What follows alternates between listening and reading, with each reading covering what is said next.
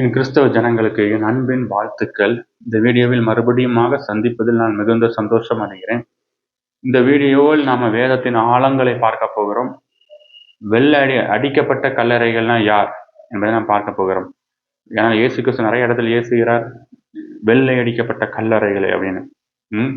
அப்படின்னு யார் இந்த வெள்ளை அடிக்கப்பட்ட கல்லறைகள்? இன்னும் நிறைய பேர் வெள்ளை அடிக்கப்படாமலும் கல்லறைகளாக ஊழியக்காரர்களை சுற்றி திரிகிறார்கள். ஜான் ஜபராஜை போன்றவர்கள்.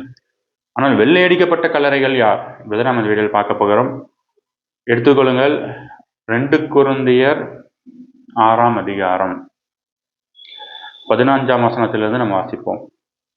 கிறிஸ்துவுக்கும் பேலியாளுக்கும் இசைவேது, அவ்விசுவாசியுடன் விசுவாசிக்கு பங்கேது அப்படின்னு இந்த வசனத்தை நீங்க நிறைய வாசித்திருப்பீங்க. இப்போ இந்த வசனத்தை நீங்க வாசிக்கும் போது நீங்க என்ன நினைச்சிட்டு இருப்பீங்கன்னா, நம்ம கிறிஸ்தவர்கள் புறமதஸ்தவர்கள் விக்கிரக ஆராதனை பண்ணி கொண்டிருக்கிறவர்கள் லோடு நம்ம இசையக்கூடாது, அவங்களோட நம்ம இணங்கக்கூடாது, அந்த விக்கிரக கோயில்களுக்கு நம்ம போகக்கூடாது அப்படின்னு தான் அவங்க எண்ணத்துல நீங்க சிந்திப்பீங்க. அப்படி சிந்தித்து தான் நீங்க இது வரைக்கும் வேதத்தை வாசித்திருப்பீங்க. ஆனால் வேதம் இது அவர்களை மாத்திரம் கூறவில்லை, இன்னொருத்தரையும் கூறிக்கொண்டிருப்பது என்பதை நீங்கள் ஆழமாக சிந்திக்க வேண்டும். அப்படிப்பட்ட ஆழமான காரியத்தை இந்த வசனம் கூறிக்கொண்டிருக்கிறது. அதாவது உங்களுக்கே தெரிந்திருக்கும், கிட்டத்தட்ட 2000 வருஷத்துக்கு முன்பதாக யூதர்கள் ஜெருசலேம் டெம்பிளை கட்டி வைத்து கொண்டு அங்க போனதான் கடவுள் வருவார் என்று அவர்கள் கட்டி வைத்தார்கள். பழைய ஏற்பாட்டில் அப்படிதான் கடவுளும் கட்ட சொன்னார். ஆனால் இயேசு கிறிஸ்து இந்த ஆலயத்தை நான் இடித்து போடுவேன், நீங்களே அந்த ஆலயம் கூறுகிறார். அவர் அந்த வசனத்தை கூறினதற்கு அப்புறம் நம்மளுடைய சரீரம்தான் ஆலயம், சடங்காச்சாரங்கள் எல்லாவற்றையும் விட்டுருங்கன்னு சொல்லி பேதுரு மூலமா சபையை எழுப்பேன் இயேசு கிறிஸ்து கூறுகிறார். அப்புறம் அந்த கட்டட ஆலயங்களை அவர் அப்பமே இடித்து போட்டு விட்டார். அதை தெளிவாக நீங்கள் உணர்ந்து கொள்ளுங்கள். அப்படின்னா இதை நம்ம என்ன புரிந்து கொள்ள வேண்டும் என்றால், அப்படின்னா அந்த கட்டட ஆலயத்தை இடித்து போடாம யார் யார் அந்த கட்டட ஆலயத்தை வைத்துக் கொண்டிருக்கிறார்களோ அவர்களும் விக்கிரகம் தான் என்பதுதான் வேதம் இங்க திட்டமும் தெளிவாக நமக்கு கூறுகிறது. இது விசுவாசிகளை நீங்க உங்க மனதில் தெளிவாக பதித்து வைத்துக் கொள்ளுங்கள். ஏனென்றால் இயேசு கிறிஸ்து யூதர்களிடமிருந்து அந்த கட்டட ஆலயத்திலிருந்து மீட்டு கொண்டு விசுவாசிகளை வெளியே கொண்டு வந்தார். ஆனால் இந்த வெள்ளையடிக்கப்பட்ட கல்லறைகள் ஆகிய இந்த போதகர்களும், இந்த அங்கி போட்டவர்களும், இந்த ஐயர்வாள்களும் திரும்பவும் அவர்கள் அதே கட்டட ஆலயத்துக்குள்ள கொண்டு போய் விட்டுட்டாங்க. அப்படின்னா இவர்கள் எல்லாரும் எப்படிப்பட்ட ஆக்கினையை அடைய போகிறார்கள் என்பதை சிந்தித்துக் கொள்ளுங்கள். நான் மறுபடியும் கூறுகிறேன், இயேசு கிறிஸ்து கட்டட ஆலயத்திலிருந்து அவரோட ரத்தத்தினால மீட்டு கொண்டு வெளியே கொண்டு வருகிறார். இந்த வெள்ளை அங்கி போட்டவர்களும், இந்த ஐயர்வாள்களும், போதகர்கள் என்று சுற்றித் திரிகிறவர்கள் மறுபடியும் கொண்டு உங்கள் கட்டட ஆலயத்தில் கொண்டு விட்டு விட்டார்கள். அப்படின்னா எவ்வளவு துணிகரமான பாவத்தையும் சாபத்தையும் அவர்கள் பண்ணி கொண்டிருக்கிறார்கள் என்பதை நீங்க விசுவாசிகளை நீங்கள் புரிந்து கொள்ள வேண்டும்.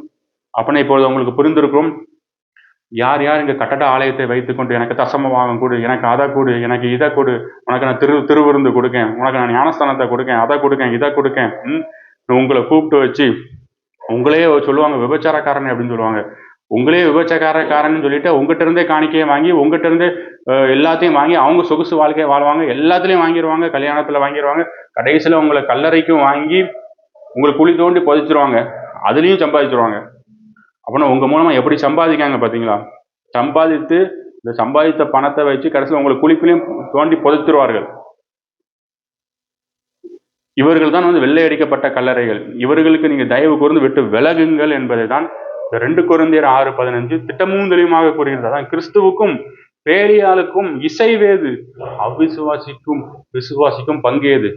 அவர்கள் அத்தனை பேரும் அவ்விசுவாசிகள். அவர்கள் அத்தனை பேரும் உங்களை வஞ்சித்துக் கொண்டிருக்கிறார்கள், ஏமாத்தி கொண்டிருக்கிறார்கள்.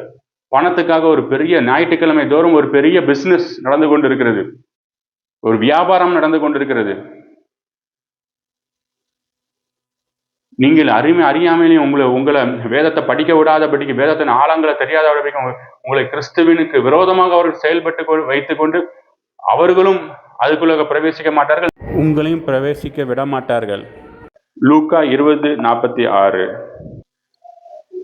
நீண்ட அங்கிகளை தரித்து கொண்டு திரியவும், சந்தை வெளிகளில் வந்தனங்களை அடையவும், ஜெப ஆலயங்களில் முதன்மையான ஆசனங்களில் உட்காரவும், விருந்துகளில் முதன்மையான இடங்களை இருக்கவும் விரும்பி விதவைகளின் வீடுகளை பற்றித்து பார்வைக்கு நீண்ட நேரம் ஜெபம் பண்ணுகிற வேதபாரகரை குறித்து எச்சரிக்கையாயிருங்கள், அவர்கள் அதிக ஆக்கினை அடைவார்கள். இதை நான் கூறல, உடனே நான் கூறிட்டேன், இவரெல்லாம் கட்டட ஆலயத்துக்கு விரோதம் பேசுறான்னு சொல்லல, நான் வேதம் தான் கூறுது.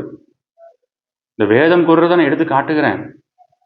இது உங்களுக்கு வருகின்ற, என் மூலமாக வருகின்ற எச்சரிப்பு. இதை நீங்க நிராகரித்தீங்கன்னா உங்களுக்கு அதிக ஆக்கினை.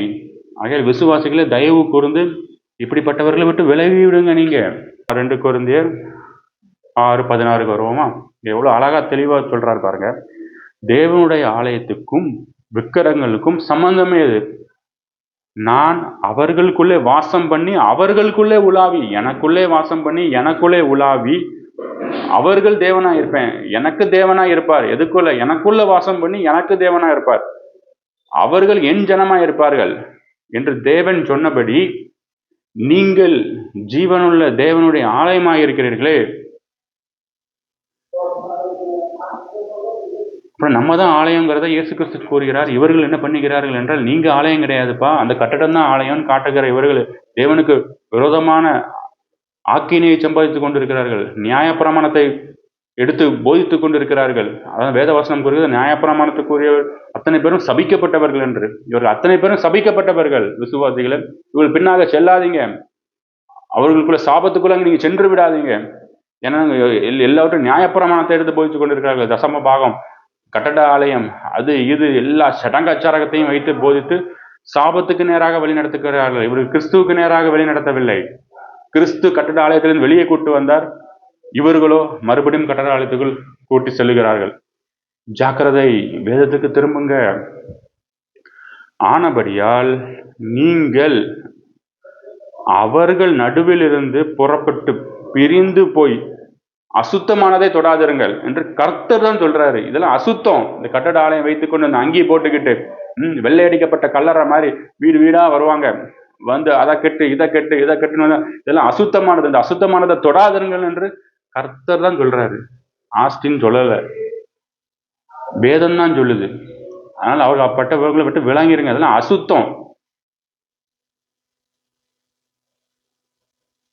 ஏன்னா இவர்கள், நீங்க நல்லா நோட் பண்ணி பாருங்க, இவர்கள் வந்து சர்ச்சுக்கு போனாலும் எப்பொழுது என்ன கூறுவார்கள் என்றால், நீ சினிமாவுக்கு போகிறியா, சினிமா தேட்டருக்கு போறியா, சினிமா தேட்டருக்குலாம் நம்ம போகிறத நீ நிப்பாட்டிட்டு நீ ஆலயத்திற்கு வர வேண்டும் என்று கூறுகிறார்கள். ஆனால் நீங்க கட்டட ஆலயத்துக்கு போகிறத விட நீங்க சினிமா போய் விடலாம்.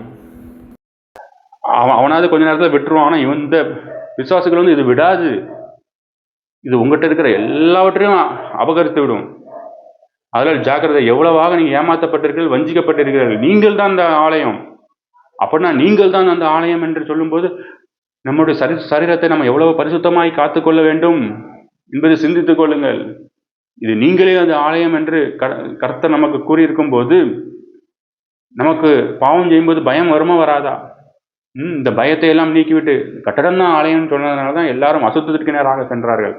இப்போ சரீரம் தான் ஆலயம் சொல்லும்போது நம்ம சரீரத்தை நம்ம எவ்வளவாய் பரிசுத்தமாக இதை ஆசிரிக்க வேண்டும். பரிசுத்த அலங்காரத்துடனே கர்த்தரை தொழுது கொள்ளுங்கள். அப்புறம் அந்த சரீரத்தில் எவ்வளவு பரிசுத்த அலங்காரத்தோடு தொழுது கொள்ளணுங்கிற நமக்கு எண்ணம் வரும். நம்ம பாவத்துக்கு விலகி ஓடுவோம். ஆனால் இந்த தந்திர கூட்டங்கள் கட்டடத்தை ஆலயமாக காட்டின நிமித்தம் தான் அத்தனை அசுத்தங்களும் காம விகாரங்களும் விக்கிரங்களும் நடந்து கொண்டிருக்கிறது. தயவு கூர்ந்து இப்படிப்பட்டவர்களை விட்டு விலகி விடுங்க. கிறிஸ்துவின் ஆவியினால் நீங்கள் நடத்தப்படுங்கள். அப்படி நீங்கள் கிறிஸ்துவின் ஆவியினால் நீங்கள் நடத்தப்படும் போது அவர் உங்களை எல்லா வகையிலும் பரிசுத்தத்துக்கு நேராகவும் நேர்த்தியாகவும் நடத்தி சென்று உங்களை ரட்சிப்பின் பாதையில் கொண்டு செல்வார். உங்களை ஹெவனுக்கு நேராக கொண்டு செல்வார். நீங்கள் இளைப்பாறுவீர்கள், இங்கேயே நீங்கள் இளைப்பாறுவீர்கள் என்று சொல்லுகிறார். நீங்கள் அவருடைய ஆவியினால் நடத்தப்படும் போது இங்கேயே உங்களுக்கு இளைப்பாறுதல் உண்டு. இப்போ அடுத்த வசனம் தான் ரொம்ப முக்கியமான வசனம்,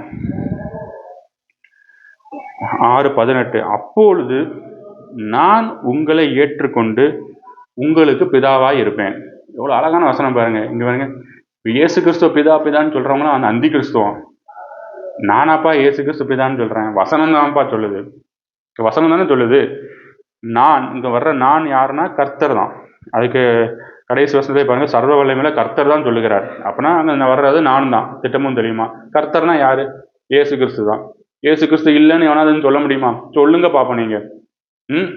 அப்படின்னு கர்த்தர் தான் சொல்லுகிறாரு. அப்பொழுது நான் உங்களை ஏற்றுக்கொண்டு உங்களுக்கு பிதாவா இருப்பேன். நீங்க இயேசு கிறிஸ்துவை ஏற்றுக்கொண்டு இயேசு கிறிஸ்து வந்து உங்களுக்கு பிதாவா இருப்பார். எப்பொழுது? நீங்க கட்டட ஆலயத்தை விட்டு வெளியே வந்து, அந்த விக்கிரகங்களை விட்டு வெளியே வந்து, நீங்களே தேவனுடைய ஆலயமா இருக்கும்போது, கிறிஸ்துவின் ஆவி உங்களை நடத்தும்போது, நான் உங்களுக்கு பிதாவா இருப்பேன். நீங்க இப்படி அதை விட்டு வெளியே வரலன்னா, நான் உங்களுக்கு குமாரனா தான் இருப்பேன். நீங்க குமாரனாவே இருந்து அவரை நம்புனீங்கன்னா, நீங்க பரலோகத்துக்குள்ள போக முடியாது. அவர்தான் பிதா என்பதை நீ நம்ப வேண்டும். அவர் நமக்கு பிதாவா இருக்கும்போது தான் நாம் அவருக்கு குமாரனா இருக்க முடியும். அவர் நமக்கு குமாரனா இருக்கும்போது நாம் எப்படி அவருக்கு குமாரனாக இருக்க முடியும்?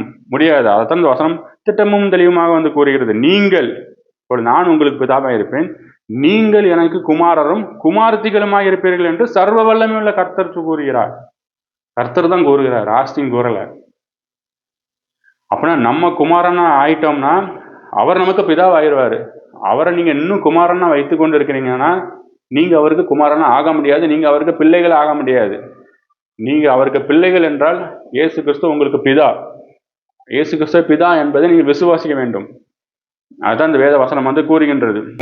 திரித்துவம், நம் தேவன் திரித்துவ தேவனாய் இருக்கிறார். நம் தேவன் திரியேக தேவனாய் இருக்கிறார்.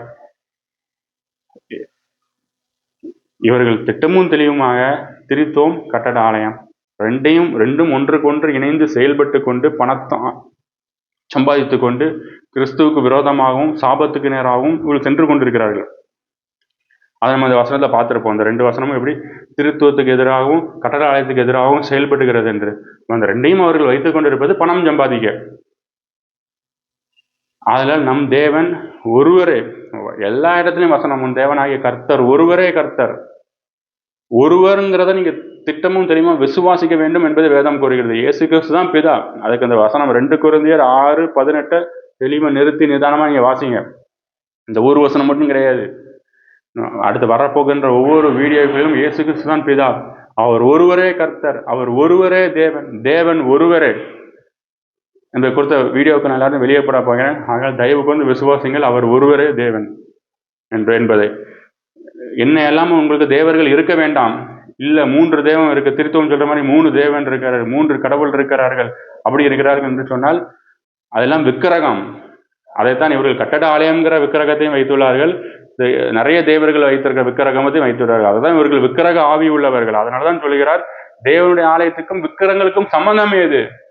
தயவு கூர்ந்து இப்படிப்பட்டவர்களை விட்டு விலகி, அந்த அசுத்தர்களை விட்டு விலகி, இந்த அசுத்தத்தை விட்டு விலகி, இந்த அங்கி போட்டவர்கள் இவர்கள் அத்தனை பேரும் அவங்க வீட்டுக்குள்ளே விடாதீங்க. அவர்கள் எல்லாவற்றையும் விட்டு விலகி கிறிஸ்துவுக்கு நேராக திரும்புங்கள். தேவ ஆசீர்வாதத்தை பெற்றுக்கொள்ளுங்கள். ஆமென்.